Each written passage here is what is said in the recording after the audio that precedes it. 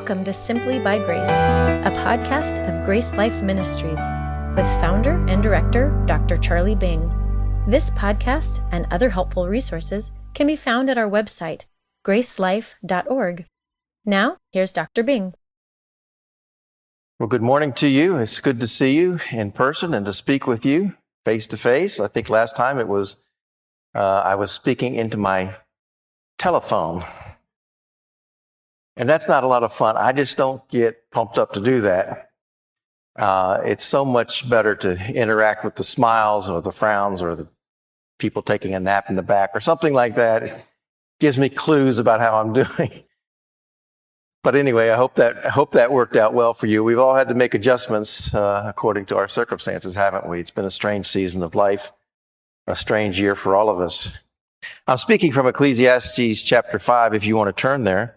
Seems I had the same conversation with the same rental car agent as I did a few years ago. But they always ask you, what are you in town for? I don't know why. They always ask that. And I said, I'm preaching at a church. Oh, what are you preaching? I'm preaching from the book of Ecclesiastes. Well, what's that? As well, it's a book in the Old Testament. Oh, we believe in the Old Testament. I'm Greek Orthodox, she says. In fact, my brother is heavily involved in the church. And I said, well, that's good. She says, what's it about? I said, well, it's about living life without God from a human perspective. And it raises a lot of questions and mysteries about life. And it can be difficult to understand if you're not familiar with it. Okay, she said, well, I'll just let my brother cover it. He kind of covers us all. I'll just follow him. And I said, well, it's not going to be quite enough if you stand before God. He's not going to ask you what your brother believed. And I shared a gospel tract with her anyway. Said, read this when you get time, because it was very busy. And I'd been standing there an hour already anyway.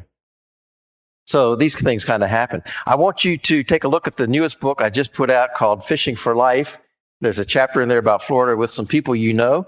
And people have really enjoyed the stories there, even if you don't like fishing.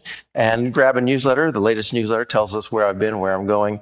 Also, they're out in the lobby out there. So we're in Ecclesiastes chapter 5. And you remember from the book of Ecclesiastes that the author, Solomon, is looking at life from a human perspective, limited strictly by what he can see. And so he talks about life under the sun. And his conclusion all through the book is that everything is vanity or meaningless or futile. The word kind of means empty. A puzzle. He just can't figure things out. And we might say that Ecclesiastes asks the questions that the rest of the Bible answers. But Ecclesiastes sometimes does not answer those questions, but in a vague way. Now in chapter 5, we're coming off of, I'm going to start with verse 8. And chapter 4 talked about the futility of work, having to work and work. Where does this get us? Chapter 5, verses 1 through 7, my last message online, was about the futility of careless words and warned us about careless words and gave us some wisdom there. Today we're going to talk about being wise with your wealth from Ecclesiastes chapter 5, verses 8 through 20. We've heard a lot about health and pandemics and warnings. And I don't want to make your day any worse, but there is another affliction out there that you should be aware of. And by the way, our resources are available there in our podcast. It's called affluenza. Affluenza, which we'll call an affluent lifestyle that can lead to materialism, greed, pride, and callousness. And many people test positive, and children are very susceptible to it.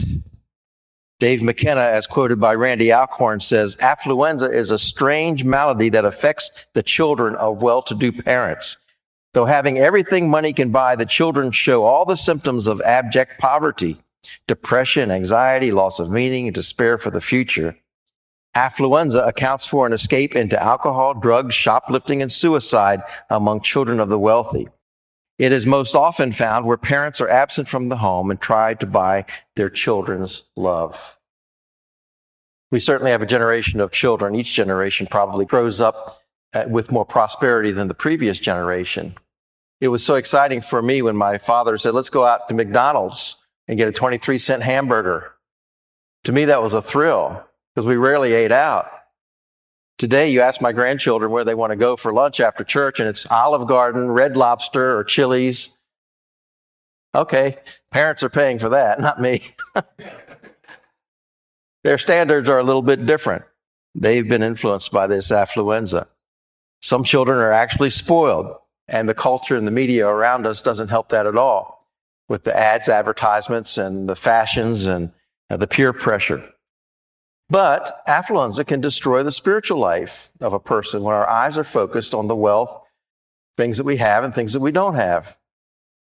And yet 1 John chapter 2, verses 15 through 17, I won't read the whole passage, but remember it says, don't love the world or the things in the world.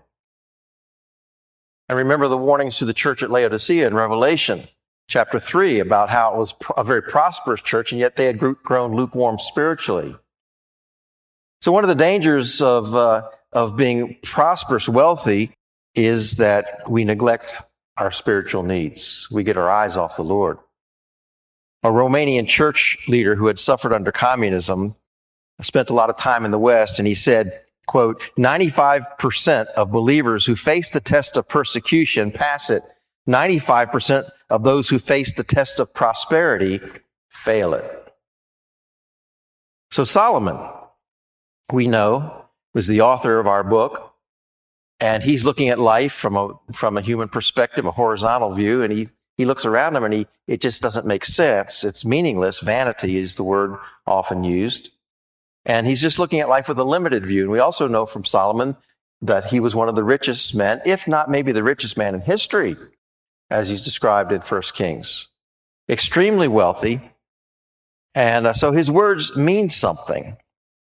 And today we have, this is Solomon's perspective, but today we also have the perspective of like Jesus, who said in Luke 12:15, take heed and beware of covetousness, for one's life does not consist in the abundance of things he possesses. Or Paul in 1 Timothy chapter 6, but those who desire to be rich fall into temptation and a snare, and into many foolish and harmful lusts which drown men in destruction and perdition. Well, these are more straightforward warnings, a little easier to understand, a little easier to preach, frankly.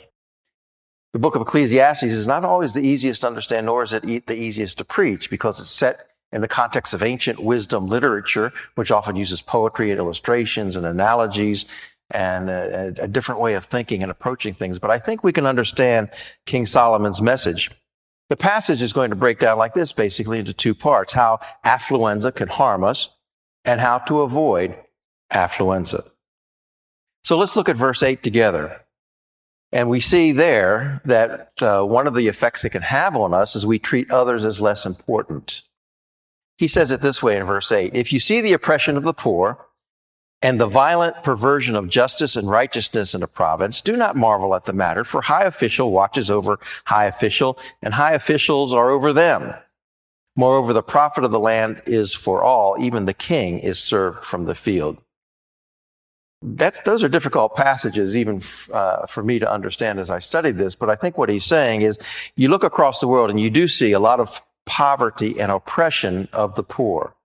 Now, I've been around the world multiple times in many, many different countries, and I don't need to tell you that the poor in these countries are poor because of the oppression of their politics and their leaders.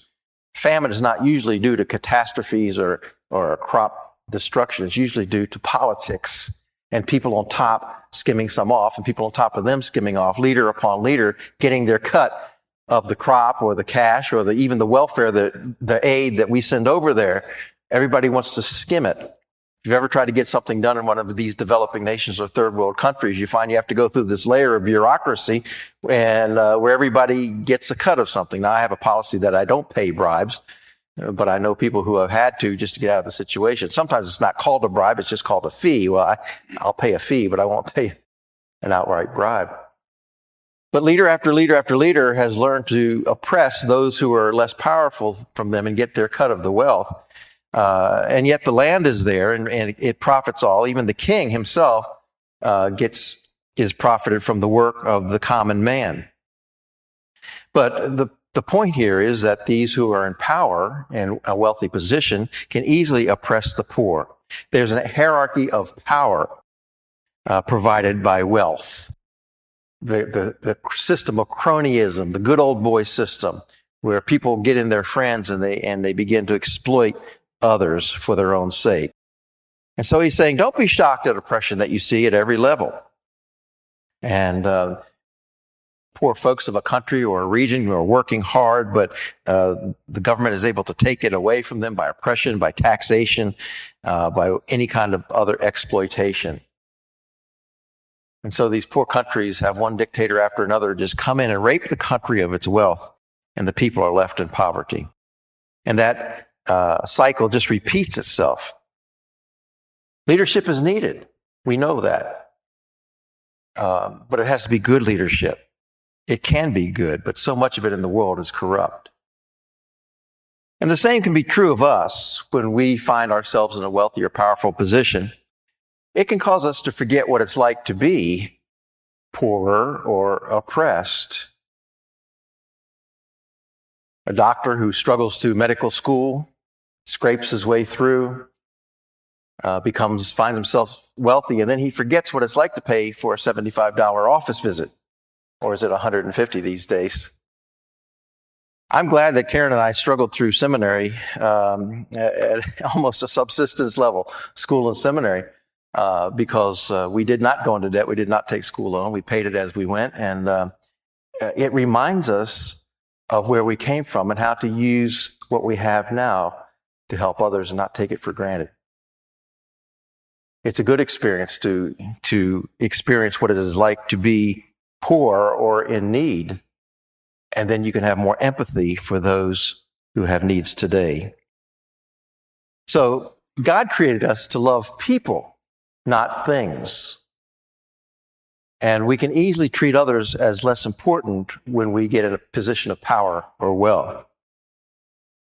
Now, the second point he's making about this affluenza is that we're not satisfied with what we have. That's one of the dangers of it. He says in verse 10, he who loves silver will not be satisfied with silver, nor he who loves abundance with increase. This also is vanity. You can't eat money. You can't eat silver. You can't eat gold. And when is enough enough? Because this man who's gathered his wealth has never stopped to ask, how much is enough? Have you ever asked yourself that question? And so affluenza creates an unquenchable thirst, like some diseases like diabetes, for example, creates a thirst in some. The house could always be bigger. The car could always be newer, more luxurious, the computer faster, the TV larger. Money buys comfort. It buys influence, but it can't buy contentment.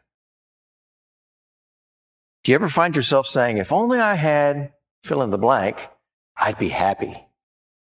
If only I had that new car. If only I had that new boat. If only I had that new zip code, I'd be happy. I don't know if you would.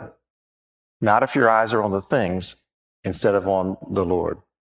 So one of the dangers of affluenza is we're just not satisfied with the things that we have because we have this desire for more and thinking it will make us happy.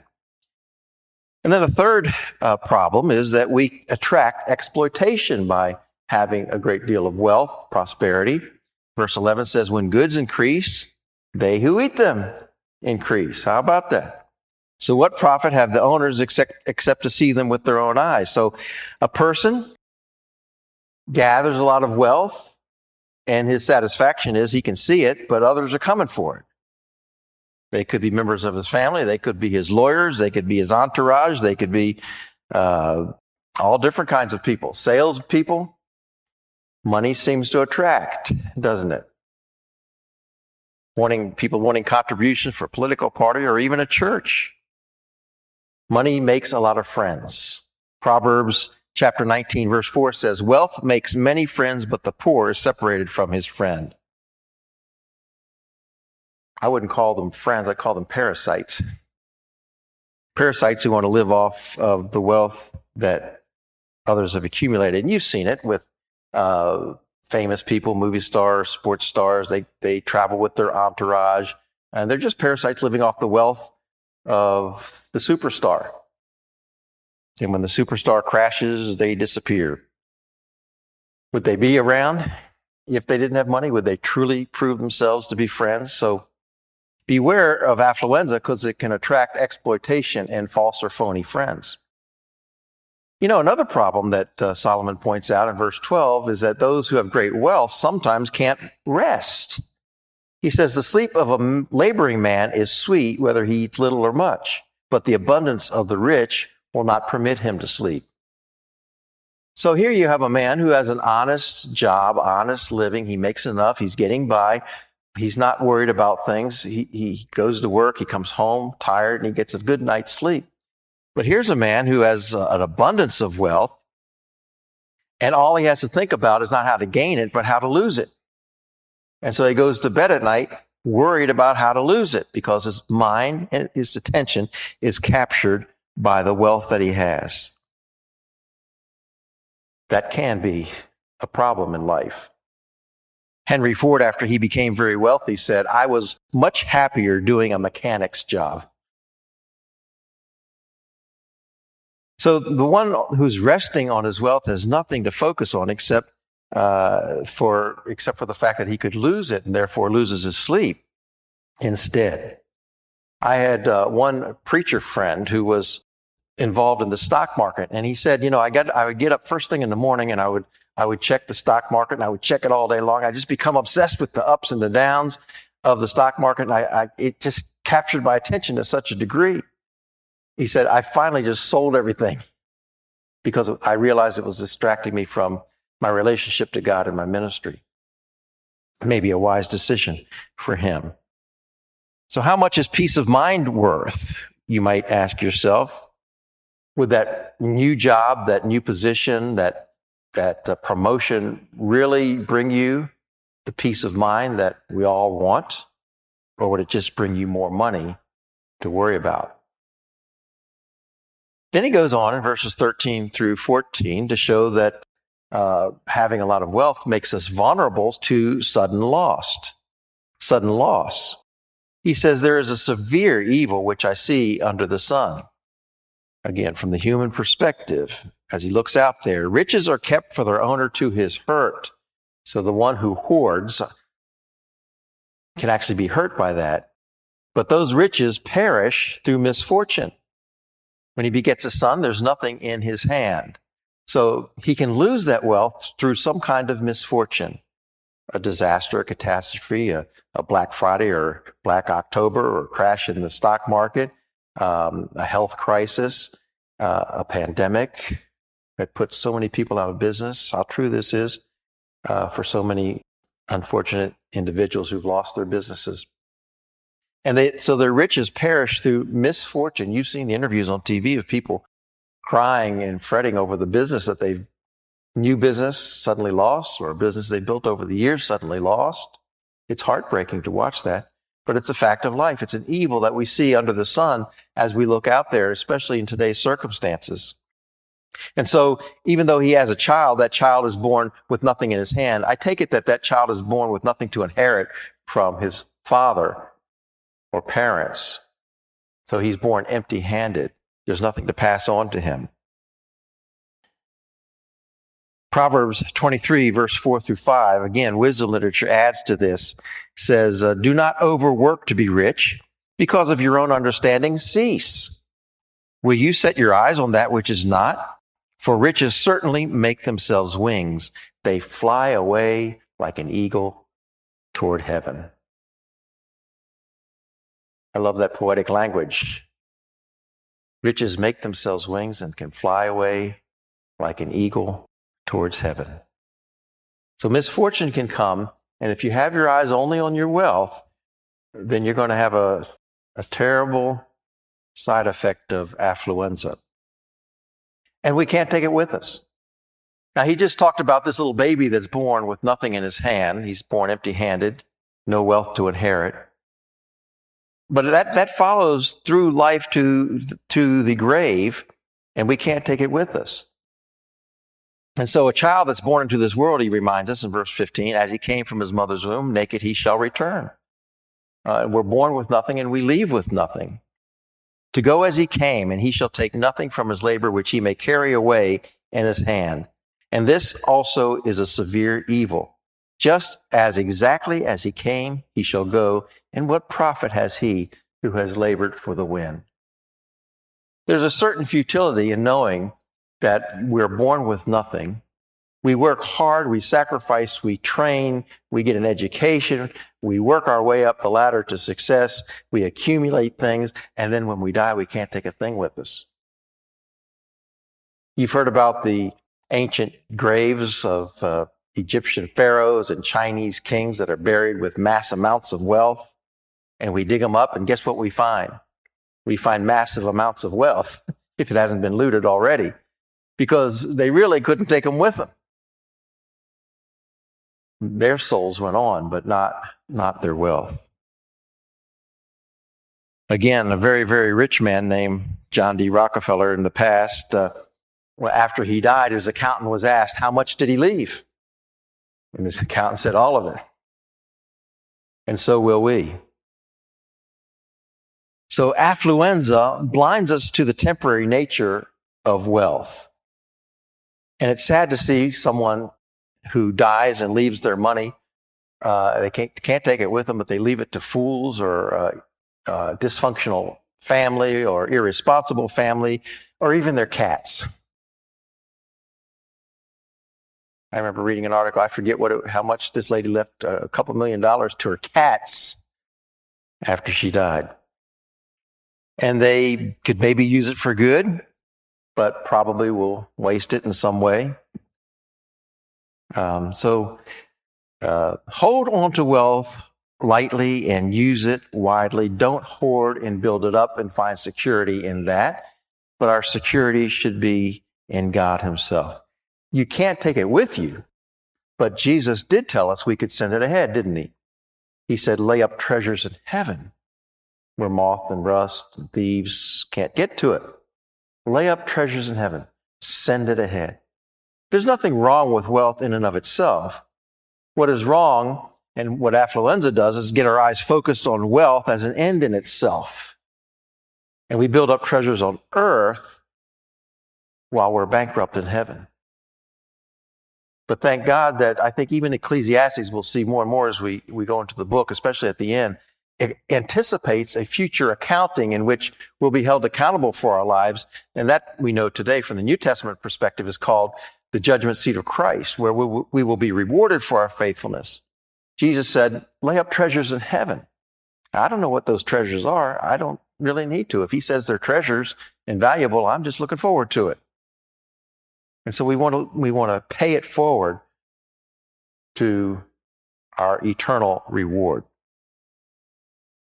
The final effect of affluenza is that those who have it are just not happy. They find that wealth is not that fulfilling. He says of this man who's born with nothing and takes nothing to the grave, all his days he also eats in darkness, and he has much sorrow and sickness and anger. So this man who is focused only on his wealth, it has a dark cloud over him all of his life, and it causes sorrow. Sorrow when he loses money, sorrow when he loses a lawsuit, sorrow when someone sues him, sorrow because he's never satisfied by his greed. And Solomon mentions sickness, maybe from stress or ulcers or high blood pressure. So much is caused by stress, we know. And anger, bitterness and resentment from others who are using him or exploiting him. It's a package deal when we don't have our eyes on the Lord and only on our wealth, and can cause a lot of these dark issues. Another rich man named Andrew Carnegie in times past said, millionaires seldom smile. And when you think today of some of the extremely rich folks who have passed away, they pass away as recluses, eccentric, hidden. Howard Hughes comes to mind. He's an older figure, but we could name more modern ones.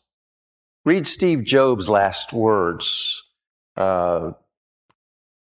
which is you can find easily by just Googling them, and what he said about life and wealth. I don't know that he said them as a Christian, but he was close, and he realized the vanity of the wealth that he had accumulated. Steve Jobs is how you pronounce it. So wealth in itself does not make us happy. So how do we avoid affluenza and getting into that trap, into that attitude where we're just focused on things? The first thing he says in verse 18 is that we should see our work as a gift from God. It's a gift from God that provides for our needs, but it's so much more than that. We can find enjoyment in it. He says, "Here is what I have seen. It is good and fitting for one to eat and drink, and to enjoy the good of all his labor in which he toils under the sun all the days of his life which God gives him, for it is his heritage." Now, Solomon is saying, hey, it's good to enjoy life. It's good to find satisfaction in what God has given us, especially what he's given us to do. Work is not a curse. Work should be looked at as a gift from God. It doesn't mean that you'll always enjoy every job that you have, but you'll certainly enjoy the benefit of and the dignity of doing something, the dignity of a paycheck, and the satisfaction of doing something that meets your needs or the needs of your family. And so in that sense, it is good, and you could enjoy it, and enjoy it all the days of your life which you toil under the sun. Again, just life on the human level. And he recognizes it here as God's gift. Enjoy the experience of life as we travel down the path. Don't always look for the greener grass. It's just as hard to mow sometimes. Not that we don't look for good opportunities, of course. We look for advancement. We look for opportunities sometimes, but don't think that happiness lies there. Happiness is learning to enjoy your present status where you are. And then he goes on in verse 19 and 20 as we conclude, see your wealth also as a gift from God. As for every man to whom God has given riches and wealth, and given that him power to eat of it, to receive his heritage and rejoice in his labor, this is the gift of God. For he will not dwell unduly in the days of his life, because God keeps him busy with the joy of his heart. Now, he talks here about every man to whom God has given riches and wealth. And someone might say, hey, wait a minute, God didn't give me this. I worked hard for this. Well, our perspective may be a little bit off.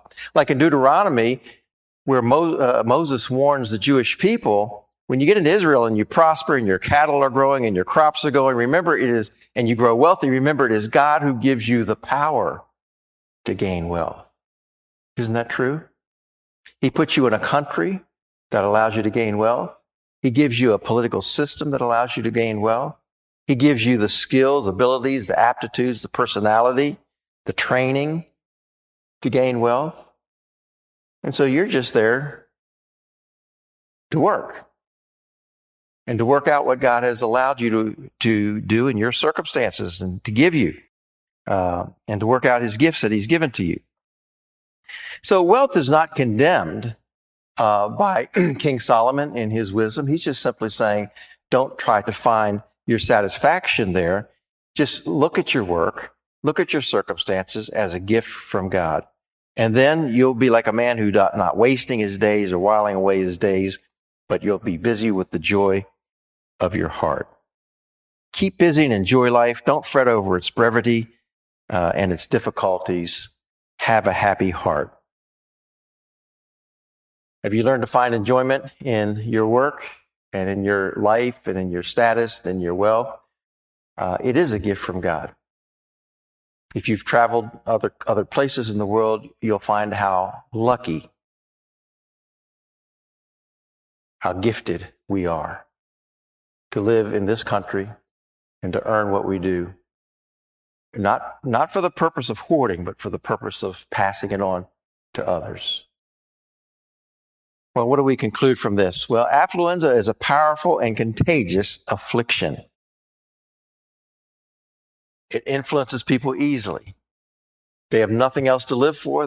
God is not in the picture. God is not in their life. So if God is not in your life, eat, drink, make a lot of money, for tomorrow we die. And that worldview controls a lot of people in our world today. It doesn't make the world a very pretty place. It's a powerful and contagious affliction. And the best preventative is a biblical mindset.